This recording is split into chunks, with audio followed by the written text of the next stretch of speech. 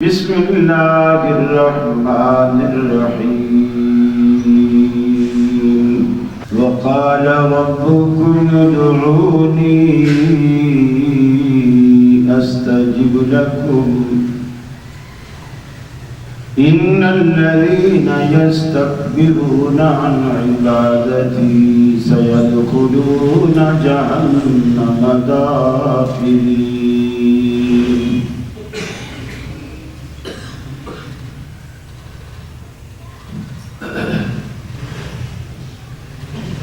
اللہ نے دنیا کا جو نظام چلایا ہے اس میں اوپر اگر آسمان بنایا تو نیچے زمین بھی بنائی، پھر ان دونوں کے بیچ میں اللہ نے ایک خاص مقصد سے اپنی ایک مخلوق بسائی. مخلوق میں تین قسمیں ایسی ہیں جو عقل رکھتی ہیں، جن میں ایک انسان ہے، جنات ہیں اور فرشتے. چوتھی مخلوق جو بے عقل ہے، ان میں سوچنے سمجھنے منصوبے بنانے اس کی صلاحیت، جنہیں آپ جانور کہتے ہیں. پھر انسان کی دو قسمیں ہیں مذہب کے اعتبار سے. ایک قسم وہ ہے جو اللہ کو مانتی ہے، ایک قسم وہ ہے جو اللہ کو نہیں مانتی. ماننے والوں کو آپ مسلم کہتے ہیں اور نہ ماننے والوں کو آپ کافر کہتے ہیں.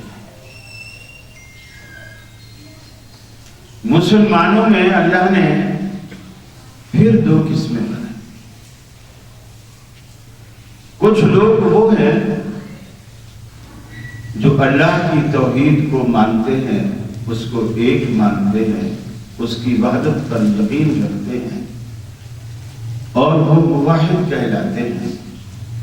کچھ کلمہ پڑھنے والے ماننے والے ایسے ہیں جو اللہ کو مانتے ہیں مگر لفظ بھی کے ساتھ، ہی کے ساتھ نہیں، بھی کے ساتھ.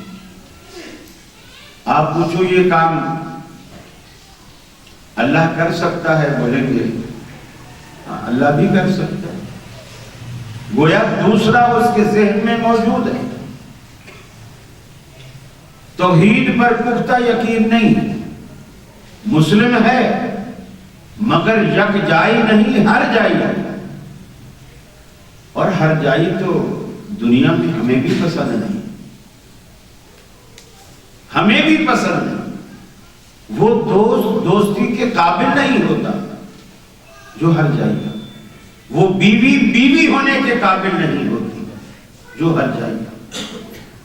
وہ رشتہ رشتے کے قابل نہیں ہوتا جو ہر جائی ہے. اللہ نے ابراہیم علیہ السلام سے خصوصی طور پر پیار کیا، اسے اپنا خلیل قرار دیا کہ ابراہیم میرا خلیل ہے. اور اس خلیل ہونے کی وجہ کیا تھی کہ ابراہیم علیہ السلام یکسو تھے. یکسو کا مطلب یک جائی، جس کا ذہن، دل، دماغ، نظر، توجہ ایک ہی کی طرف مرکوز ہو، اس سے ادھر ادھر ہٹے اور وہ اللہ کے سوا اپنا دل، اپنی نظر، اپنی توجہ، حتیٰ کہ زبان پر بھی ذکر ہوتا تو اللہ کا، اور اللہ کے ذکر سے اپنی زبان میں حلاوت لاتے، مٹھاس لاتے. پھر جو لوگ اللہ رب العالمین کو مانتے ہیں، مسلمان ہیں، موحد ہیں، اور جو نہیں مانتے، ان کے لیے اللہ نے آگے بھی دو طرح کا سسٹم رکھا ہے. آپ کے کندھوں پر اللہ نے فرشتے دو بٹھا دیے، ایک دائیں کندھے پر، ایک بائیں کندھے پر، جنہیں آپ کرام کاتبین کہتے ہیں۔ ایک کی ڈیوٹی آپ کی اچھائیاں لکھنا ہے اور ایک کی ذمہ داری آپ کی برائیاں لکھنا ہے، اور یہ لکھی جا رہی ہے۔ یہ مٹاتے نہیں، بے ایمانی نہیں کرتے، آپ کے گناہ کو بڑھا چڑھا کر نہیں لکھتے۔ البتہ نیکی والے کو یہ اختیار دیا گیا ہے کہ آپ اگر نیکی کرنے میں بہت زیادہ مخلص ہیں تو وہ آپ کے اجر کو بڑھا دے، لیکن گناہ والا گناہ کو نہیں بڑھا۔ یہ اللہ کا خاص کر ہے۔ البتہ ان دونوں کے بیچ میں اللہ نے ایک جن جو جنات کی نسل سے ہے، اسے ہمزاد کہتے ہیں، حدیث کی اصطلاح میں اسے قرین کہتے ہیں۔ وہ اللہ نے ہر بندے کے ساتھ رکھا، دو فرشتے اور ایک جن۔ یہ جن آپ کے اندر نہیں گھستا، باہر ہی رہتا ہے، آپ کے دماغ پہ تھوڑا اثر انداز ہوتا ہے، مشورے دیتا ہے، غلط مشورے دیتا ہے، گناہ کی طرف راغب کرتا ہے، نیکی سے روکتا ہے۔ یہ جو فرشتے ہیں یہ صرف لکھنے پر معمول نہیں ہے، ان کو بھی یہ اختیار اللہ نے دیا، یہ آپ کے دماغ پر اثر انداز ہے۔ جب ہمزاد آپ کو مشورہ دیتا ہے مسجد نہ جا، یہ آپ کو مشورہ دیتے ہیں چلا جا۔ اگر سینما ہال ہوتا ہے، ہمزاد آپ کا مشورہ دیتا ہے چلا جا، یہ فرشتے آپ کو مشورہ دیتے ہیں نہ جا۔ تو کبھی کبھی جو انسان زندگی میں ایک سش و پنج کا شکار ہوتا ہے اور کنفیوز ہوتا ہے اور سوچتا ہے میں کروں تو کیا کروں، اس کے دل کے دو پارٹ ہو جاتے ہیں۔ ایک دل کہتا ہے یہ کام کرو، ایک دل کہتا ہے یہ کام نہ کرو۔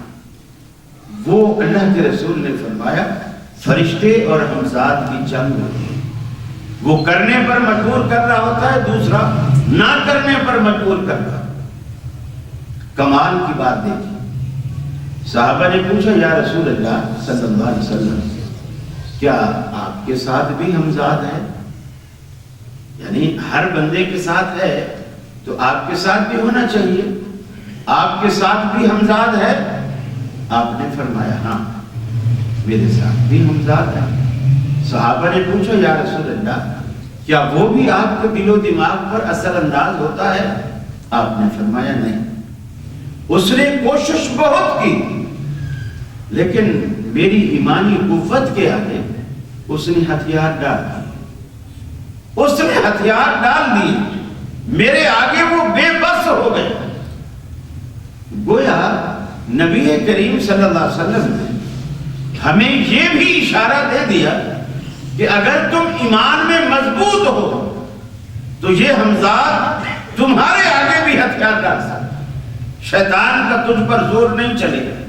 جس طرح سیدنا فاروق اعظم رضی اللہ تعالی عنہ کے بارے میں نبی کریم صلی اللہ علیہ وسلم نے فرمایا کہ عمر تو ایسا بہادر انسان ہے، جس راستے پر چل پڑتا ہے اور ابلیس کو پتہ چل جائے کہ عمر اسی راستے پر آ رہا ہے تو عمر وہ ابلیس جو ہے ڈر کے مارے اپنا راستہ ہی چھوڑ دے۔ گویا شیطان کو ڈرائیں گے کیسے؟ ایمانی قوت سے، ایمانی قوت سے۔ وہ ایمانی قوت کیسے پیدا ہوگی؟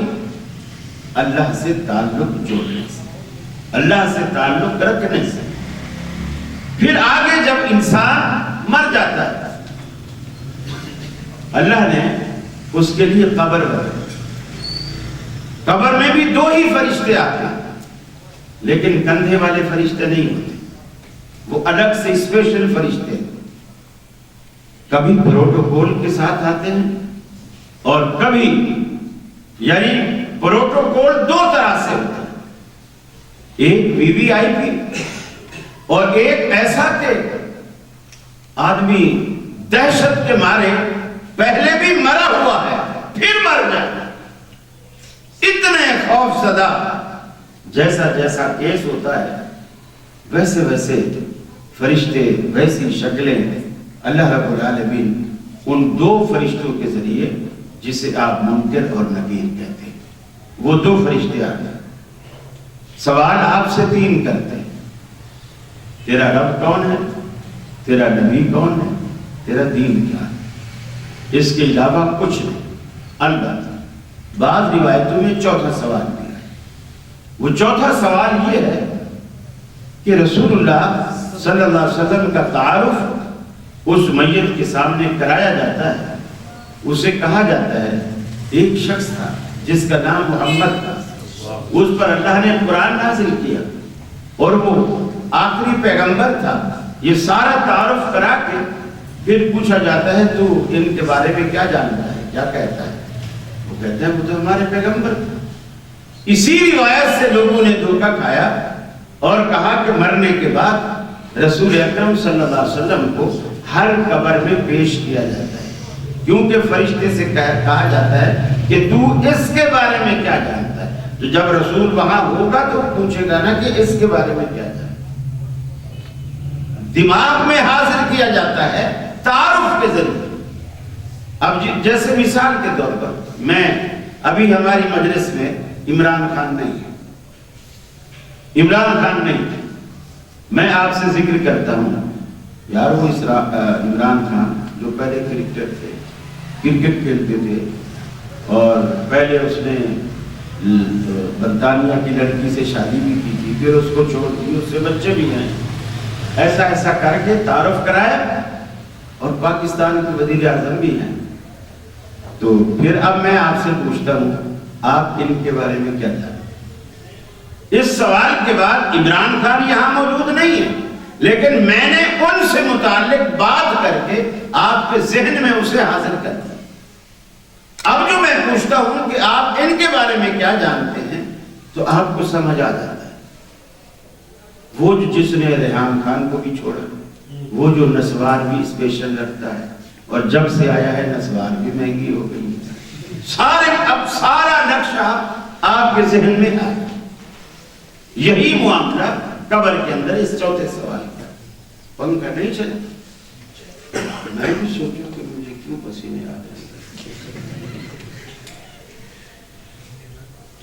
اس کے بعد یہ دو فرشتے جب آپ سے پوچھ کے چلے جاتے ہیں، آگے آپ کی روح کے ٹھہرانے کے بھی اللہ رب العالمین نے دو جگہ رکھی، ایک کا نام سجین ہے، ایک کا نام علیجین ہے۔ علیجین میں پاکیزہ صاف ستھری نیک روحیں رکھی جاتی ہیں، اور سجین میں ناپاک گندی اور گناہ زدہ روحیں وہاں رکھی جاتی ہیں۔ لیکن جگہ کے ساتھ ساتھ یہ دو رجسٹر بھی ہیں۔ علیجین نیک لوگوں کا رجسٹر ہے، جیسے قرآن نے کہا وَمَا أَدْرَاكَ مَا عِلِّيُّونَ کتاب مرکو، کہ علیجون کیا ہے آپ کو کیا پتا؟ فرمایا لکھی ہوئی کتاب، یعنی وہ رجسٹر۔ وَمَا أَدْرَاكَ مَا سِجِّينٌ کتاب مرکو، لکھی ہوئی کتاب۔ گویا یہ دو رجسٹر ہیں، ایک رجسٹر میں اچھے لوگوں کا اندراج، ایک رجسٹر میں برے لوگوں کا اندراج۔ جب پھر قیامت آتی ہے، قیامت کے بعد بھی اللہ رب العالمین نے ہمارے نام اعمال کو تولنے کے لیے جو ترازو بنایا ہے، اس ترازو کے بھی دو ہی پلڑے ہیں، ایک پہ آپ کی نیکیاں اور ایک پہ آپ کی بدیاں۔ یہ دونوں اللہ رب العالمین اس میں رکھتا ہے۔ اور پھر فرمایا فَأَمَّا مَنْ ثَقُلَتْ مَوَازِينُهُ فَهُوَ فِي عِيشَةٍ رَاضِيَةٍ جس بندے کی نیکیوں کا پلڑا بھاری ہو گیا وہ تو آرام کی زندگی گزارے گا۔ وَأَمَّا مَنْ خَفَّتْ مَوَازِينُهُ فَأُمُّهُ هَاوِيَةٌ اور جس کی نیکیوں کا پلڑا ہلکا ہو گیا، گناہوں کے مقابلے میں دو ہی پلڑے بھی بدیاں بھی موازنہ کر رہا ہے، ہم نے دنیا میں کیا زیادہ کیا، گناہوں کی دلدل میں زیادہ اتر گئے یا نیکیاں ہم نے زیادہ کی، دونوں چیزیں رب العالمین تو لے گا۔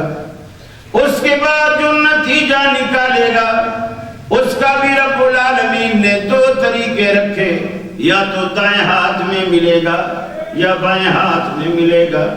فرمایا فَأَمَّا مَنْ أُوتِيَ كِتَابَهُ بِيَمِينِهِ فَيَقُولُ هَاؤُمُ اقْرَءُوا كِتَابِيَهْ، جس بندے کو رب العالمین دائیں ہاتھ میں نامہ اعمال پکڑائے گا، پھولا نہ سمائے گا، اچھلتا پھرے گا خوشی کے مارے، ایک ایک سے کہے گا ہاؤم اقرؤوا کتابیہ، اے نیک بختو میرا رزلٹ تو دیکھو، میرا نامہ اعمال تو دیکھو، اللہ نے مجھے دائیں ہاتھ میں تھمایا ہے، میں تو پاس ہو گیا ہوں۔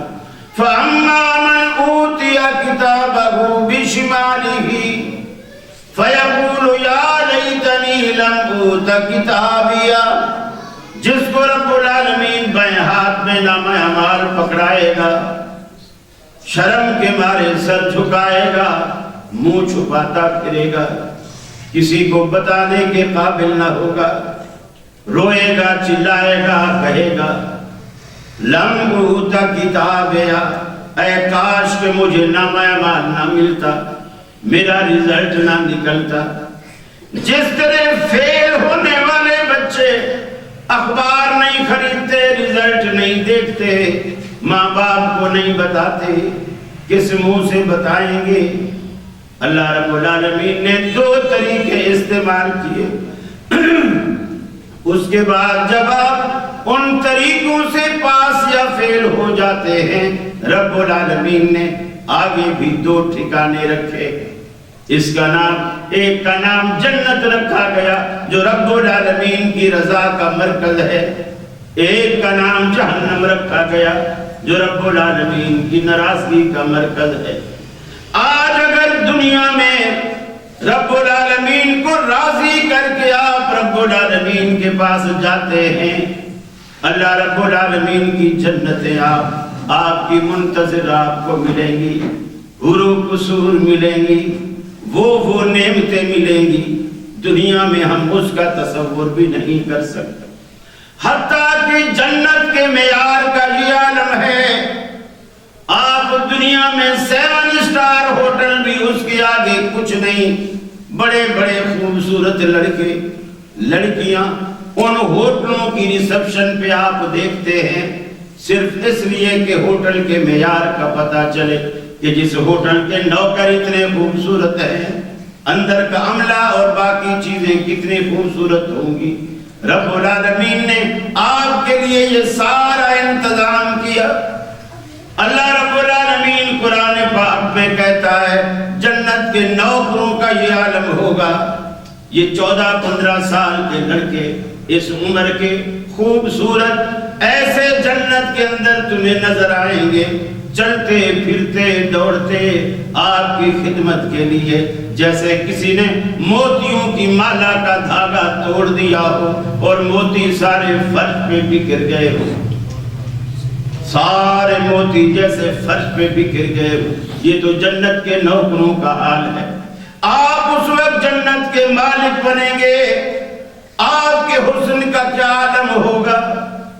جب نوکروں کا یہ حال ہوگا تو آپ جب اس جنت کے مالک بنیں گے، آپ کے حسن کا کیا عالم ہوگا۔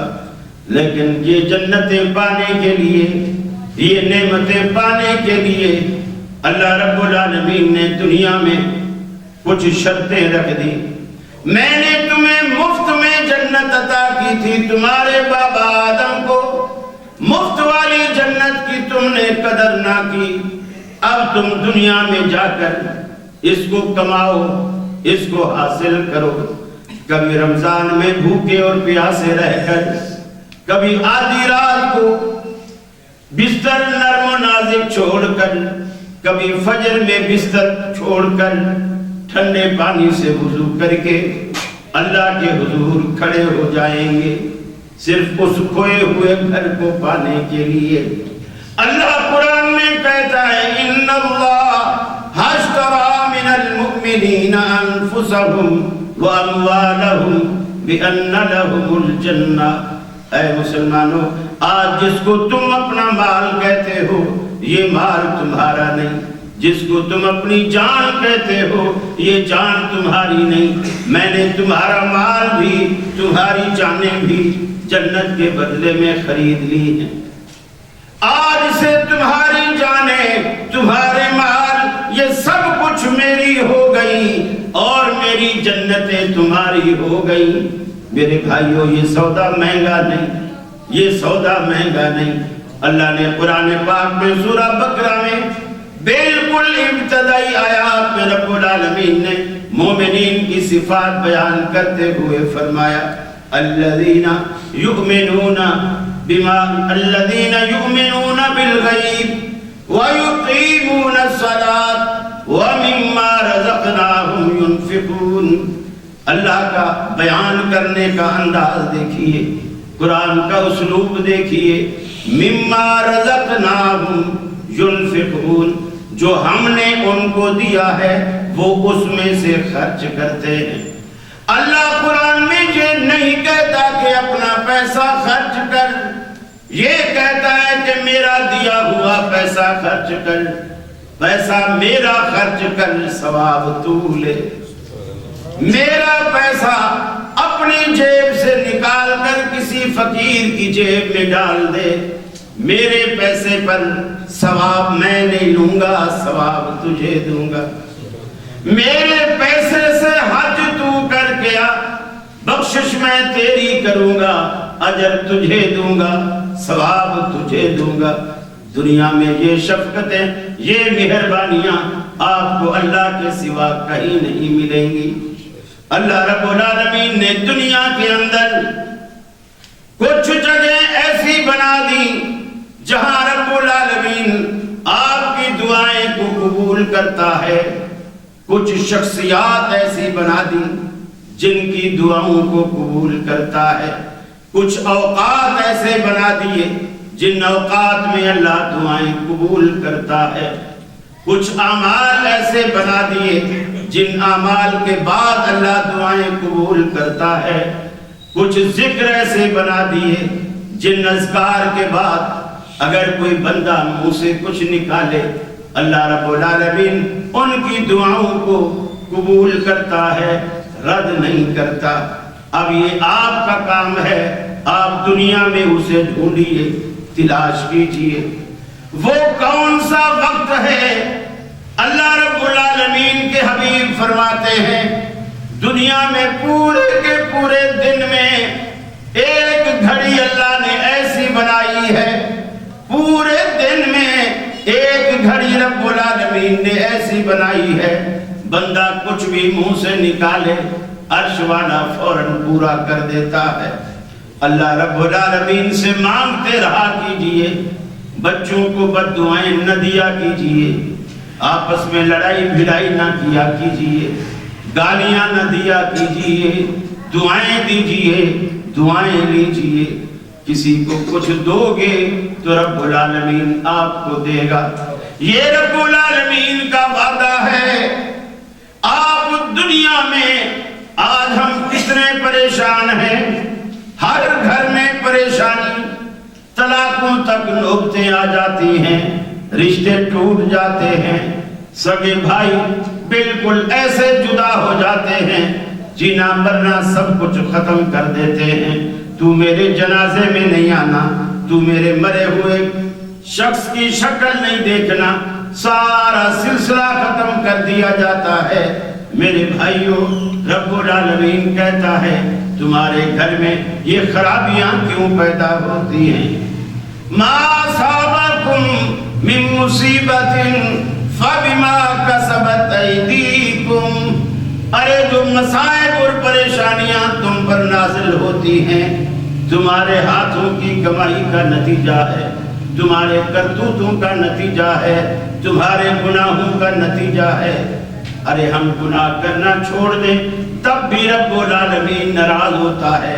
یہ بڑی عجیب بات ہے جو میں کہہ رہا ہوں۔ اللہ کے حبیب نے فرمایا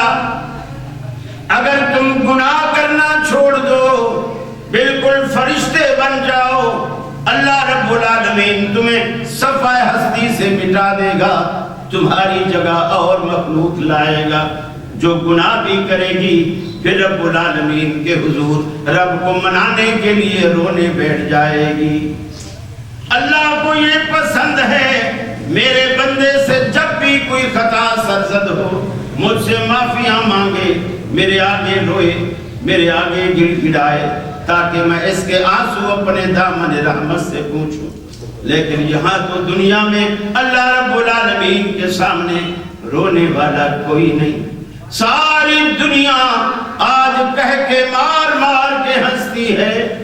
اللہ کے حبیب نے فرمایا جو میں جانتا ہوں اگر تمہیں جلوا دیا جائے اس قبر میں مردے کے ساتھ کیا ہوتا ہے، آپ نے فرمایا تم ڈر کے مارے مردے دفن کرنا چھوڑ دو گے۔ اگر میں جو جانتا ہوں وہ میں دعا کروں کہ اللہ تمہیں بھی جلوا دے، جو میں سنتا ہوں اللہ تمہیں بھی سنوا دے، تم ڈر کے مارے مردے دفن کرنا چھوڑ دو۔ میرے بھائی ہم بہت غلط راہ پہ جا رہے ہیں، بہت غلط راہ پہ جا رہے ہیں۔ ہم نے یہ سمجھا ہوا ہے کہ یہ جو دین کا کام ہے یہ مولویوں کا کام ہے، یہ مسلمان کا کام ہے۔ ہاں اگر آپ سمجھتے ہیں کہ مسلمان صرف مولوی ہوتا ہے پھر ٹھیک ہے، پھر یہ مولویوں کا کام ہے۔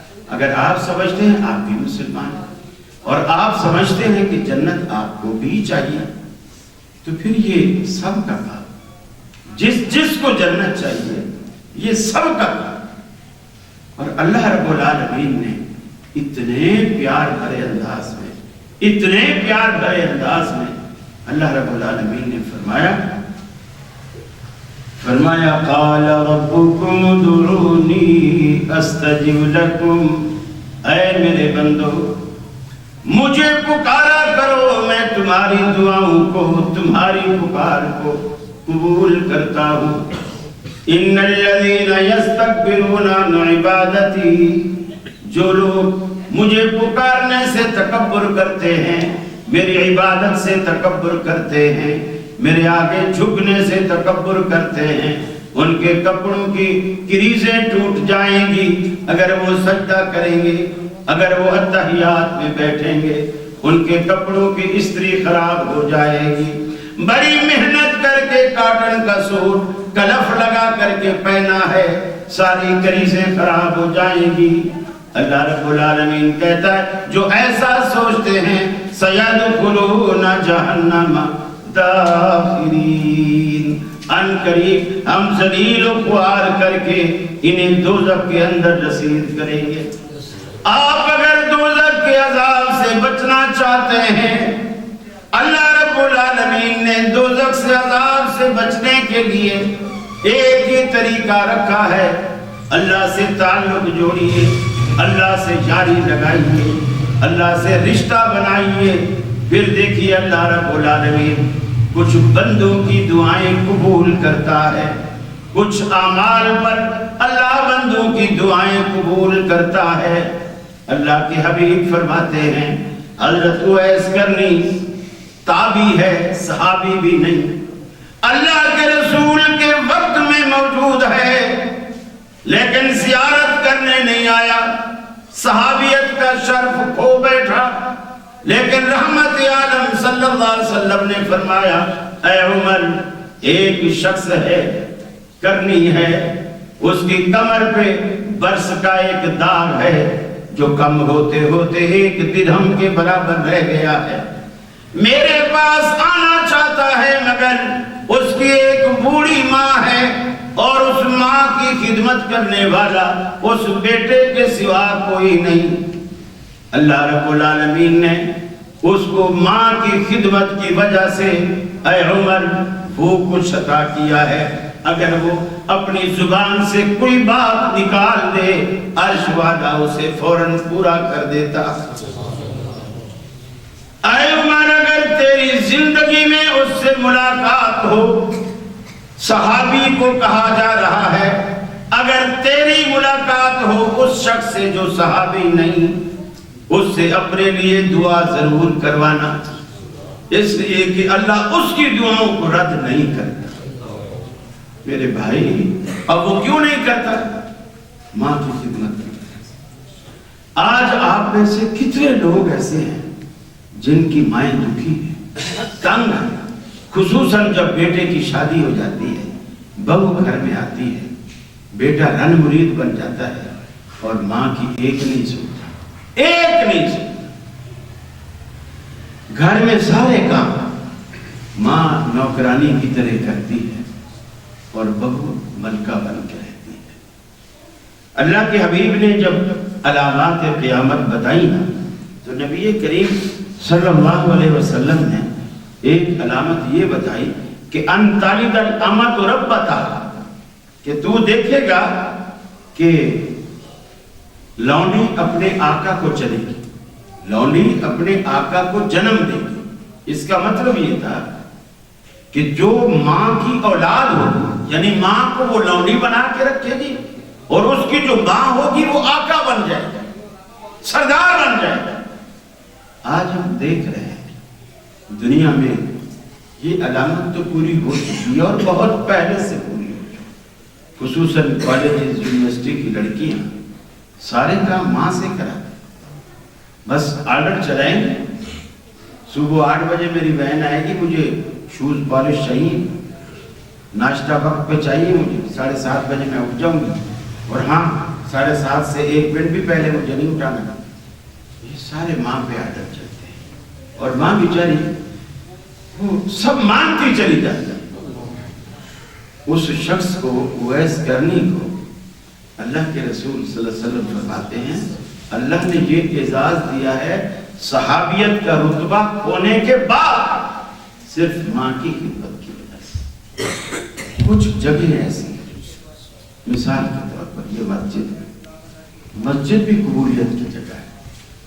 آپ بیت اللہ شریف جاتے ہیں، ملتزم اور حجر اسود کے درمیان کا جو یہ فاصلہ ہے، بیت اللہ کی جو چوکھٹ ہے وہاں سے حجر اسود تک، یہ بیچ کا سارا ایریا قبولیت کا والا ایریا ہے۔ آپ اسے تھامیں، ہاتھ لگائیں، چپک جائیں، منہ لگائیں اور چپک کے آپ رو دیں اللہ کے آگے، پھر دیکھیں اللہ رب العالمین آپ کی آنسوں کی کیسے لاج رکھتے ہیں۔ یقین مانیے میرے بڑے بیٹے اور میرے چھوٹے بیٹے کے درمیان 10 سال کا گیپ ہے، 10 سال کا۔ میں 96 میں پہلی دفعہ حج پہ گیا، 3-4 تمنائیں میرے دل میں، اس میں سے ایک تمنا یہ ہے کہ یا اللہ مجھے بیٹا دے، میں اسے سب سے پہلے حافظ بنا۔ اگلے سال اللہ رب العالمین نے مجھے بیٹا دیا، میں نے اس کو حفظ کیا۔ آج ماشاءاللہ وہ 13واں-14واں سال ہے، وہ تراویح بھی سناتا ہے، ہر سال سناتا ہے، اسی دعا کے نتیجے۔ لیکن یقین ہو اللہ کی ذات پر کہ جو ملے گا اسی در سے ملے گا۔ آپ کبھی اللہ کے آگے نا اس حجت سے مانگ کے دیکھیں، یا اللہ یا تو میرا یہ کام کر، اگر تو یہ میرا کام نہیں کرتا تو پھر اپنے در کے سوا کوئی در بتا جہاں میں جا کر یہ درخواست کروں۔ آپ کبھی حجت سے کہیں تو صحیح نا۔ آپ نے دیکھا نہیں دنیا میں ہمارے بچے جب تھوڑے بڑے ہو جاتے ہیں، انگلی پکڑ کر چلنے والے ہو جاتے ہیں، باپ جب باہر نکلنے لگتا ہے ان کی خواہش ہوتی ہے ابا ہمیں بھی گود میں اٹھا کر باہر لے جائیں۔ اب آپ آفس جا رہے ہوتے ہیں، آپ نہیں لے جانا چاہتے، ظاہر بات ہے آفس میں تو آپ بچے کو نہیں لے جا سکتے، بچہ آپ کے پاؤں میں ٹانگوں میں لپٹ جاتا ہے، چپک جاتا ہے، میں چل گیا، آپ مجھے لے کے جائیں۔ اب وہ اس انداز سے چپکتا ہے کہ آپ کو جان چھڑانے کے لیے کچھ نہ کچھ دینا پڑتا ہے۔ پھر سمجھدار باپ جیب میں ٹافیاں رکھتے ہیں، پھر وہ ایک آدھ ٹافی نکالی، بچے کو پہلایا، اس کو ٹافی دی اور پھر آفس چلے گئے۔ اللہ رب العالمین کو یہ جو بچہ جس طرح مانگتا ہے اور باپ سے مانگتا اور اسے نہیں مانگتا، سڑک پہ کھڑے ہو کر نہیں مانگتا، باپ ہی سے مانگتا۔ اللہ کو بچوں کی یہ ادا بہت بھاتی ہے۔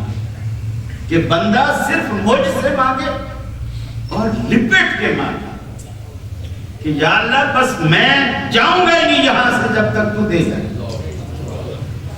پھر آپ دیکھیے آدھی رات کو آپ مصلی بچھائیں گے، صبح آپ کو کام ہوا نظر آئے گا، لیکن یقین کے ساتھ۔ اللہ سے دعا ہے اللہ رب العالمین ہمیں ایسا بنا دے، مسجد میں آنے والا بنا دے، مسجد سے محبت کرنے والا بنا دے۔ حضرت قاری صاحب آپ کو ایک واقعہ سنا رہے تھے کہ ایک بوڑھی عورت مسجد میں اس کا خیمہ لگا ہوا، آپ کو شاید اس کا پس منظر معلوم ہے۔ یہ ایک خاتون تھی حضرت عائشہ صدیقہ رضی اللہ تعالیٰ عنہ کے پاس، اکثر آتی، کچھ دیر بیٹھتی، باتیں کرتی، عربی کا ایک شعر پڑھا کرتی اور وہ شعر پڑھ کے پھر رویا۔ حضرت عائشہ نے پوچھا کہ تو اکثر یہ شعر پڑھتی ہے اور پھر روتی ہے، اس کے پیچھے کیا ہے؟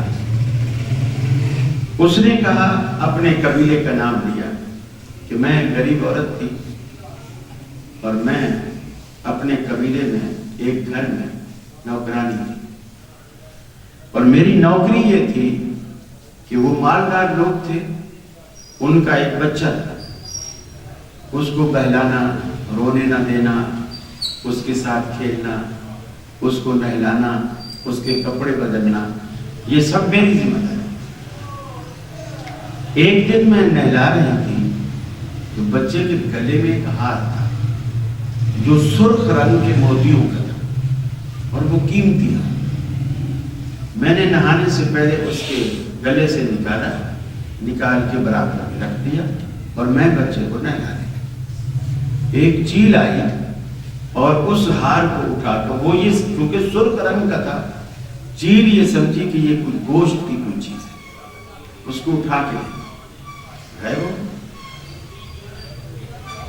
علاقے وہ جو گھر والے تھے انہوں نے اس خاتون سے کہا کہ ہاتھ تو نے چھوڑا، اس کو مارنے لگے، پیٹنے لگے، گالیاں دینے لگے۔ وہ بڑے ترلے کرے، میں نے نہیں اٹھایا، اور میں اتنے عرصے سے تم لوگوں میں ہوں، کبھی کوئی مجھ سے شکایت ملی ہے تم لوگوں کو؟ چیل اٹھا کے، وہ کہ پاگل ہوگی، چیل ہار اٹھائے گی، چیل کا کیا کام؟ اسے مار رہے ہیں، پیٹ رہے ہیں۔ کہتے ہیں کہ وہ ابھی مسلمان نہیں تھے، قبیلہ بھی مسلمان نہیں تھا، وہ عورت بھی مسلمان نہیں تھی۔ کہتی ہیں کہ آخر انہوں نے تنگ آ کر مجھے کہا کہ ہم تجھے برہنہ کریں گے اور تلاشی لیں۔ تو بولے میں کافرہ تو تھی، لیکن ایک جو فطری ایک شرم و حیا ہوتا ہے وہ ہر بندے، ہر عورت پہ اللہ نے رکھا ہوتا ہے۔ اس حیا کی وجہ سے میں پگھلتی چلی اور مجھے کچھ بھی نہ سوجا، اور میں نے خاموشی کے اندر، زبان سے بھی کچھ نہیں کہا، خاموشی کے اندر میں نے نظریں ایسے آسمان کی طرف اوپر نظریں اٹھائی اور دل میں کہا کہ یا اللہ، یہ تو نہیں جانتا کہ میرے پاس ہار ہے یا نہیں، میں نے اٹھایا یا نہیں اٹھایا، چیل لے گئی یا نہیں گئی، یہ نہیں جانتا، لیکن تو جانتا ہے، اور میں اب ان کے سامنے برہنہ ہو جاؤں کہ میں عورت ذات ہوں، تو میری مدد کر۔ ابھی اسی وقت لوگ کھڑے ہوئے ہیں، اس کے کپڑے اتارنے کے چکر میں اسی وقت چیل آئی اور اس نے ہاتھ اسی جو مجمع لگا کھڑا تھا ان کے پیٹ میں، ان کے اوپر اس نے ہاتھ کیا۔ اب سارے لوگ شرمندہ بھی ہوئے، اس سے معافی بھی مانگنے لگے، لیکن وہ اتنا اس کا دل برداشتہ ہوا کہ اس نے فیصلہ کیا کہ میں نے اب ان کی نوکری نہیں کرنی، صرف یہ کہ نوکری نہیں کرنی بلکہ میں نے یہ علاقہ اور قبیلہ ہی چھوڑ دینا۔ لیکن میں عورت ذات تھی، اکیلی تھی، کہاں جاتی، کیا کرتی، پریشان تھی۔ تو بولے کبھی کبھی ہمارے علاقے کے پاس سے کوئی قافلہ گزرتا تھا، اونٹوں پر ہوتا تھا، کچھ پیدل ہوتے تھے، اور ان کے منہ سے میں کبھی یہ جملے سنا کرتی تھی، بسم اللہ، اللہ اکبر، سبحان اللہ، یعنی بار بار اس میں لفظ اللہ آتا تھا۔ اللہ کو میں جانتی تھی، اور وہی لفظ چونکہ کافر بھی جیسے رسول اللہ صلی اللہ علیہ وسلم سے پہلے لوگ عبداللہ نام بھی رکھتے تھے، یعنی اللہ کا تصور ان کے اندر موجود تھا۔ تو میں نے سوچا کہ یہ جو اللہ، یہ وہی لفظ ہے جو اس وقت میں نے آسمانوں کی طرف دیکھ کر اللہ کہا اور چیل نے ہمارے اوپر بخار پھینکا اور میں برہنہ ہونے سے بچ گئی۔ تو میں نے سوچا کہ جب وہ قافلہ آئے گا میں انہی کے ساتھ چھپ کے رات کو چل جاؤں، ممکن ہے دن میں مجھے ساتھ شامل نہ ہونے دیں، رات کی تاریکی میں وہ جس دن وہ روز انتظار کرتی تھی، جس دن قافلہ آیا تو وہ بھی خاموشی سے اوپر سے شال کپڑا اوڑھ کے اس قافلے میں شریک ہو۔ وہ لوگ مدینے آ گئے، کہا کہ میں بھی روز دیکھتی رہی یہ کدھر جاتے ہیں، کیا کرتے ہیں، میرا کوئی ٹھکانہ نہیں تھا۔ میں نے کسی بندے سے کہا کہ مجھے رسول اللہ صلی اللہ علیہ وسلم سے جس کے پاس تم جاتے ہو اس سے ملوا دو۔ انہوں نے مجھے رسول اللہ صلی اللہ علیہ وسلم سے ملوایا، میں نے ایمان قبول کیا اور رسول اللہ صلی اللہ علیہ وسلم کو یہ سارا واقعہ سنایا۔ آپ صلی اللہ علیہ وسلم نے مسجد نبوی میں مجھے خیمہ لگا دیا اور میں وہیں رہنے لگی اور مسجد کا جھاڑو دیا کرتی تھی۔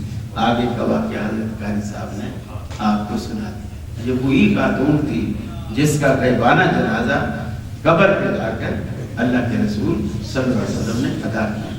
میرا مقصد کہنے کا یہ ہے، وہ جس مصیبت میں پھنسی ہوئی تھی اس نے جب اللہ کو پکارا، اللہ اس کی پکار سے غافل نہیں رہا، اللہ نے اس کی پکار کو نہ صرف سنا بلکہ عمل درآمد بھی کیا، اور جو وہ چاہتی تھی اللہ نے ویسا کیا۔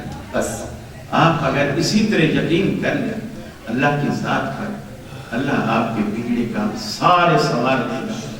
نہ آپ کو تعویذ والے کی ضرورت پڑے گی، نہ بوتل میں دھو کرنے والے کی ضرورت پڑے گی، اور نہ دھاگے پڑنے والے کی ضرورت پڑے گی، اور نہ یہ جن چڑھیں گے جو آج ہر گھر کے اندر جن داخل ہوئے ہیں۔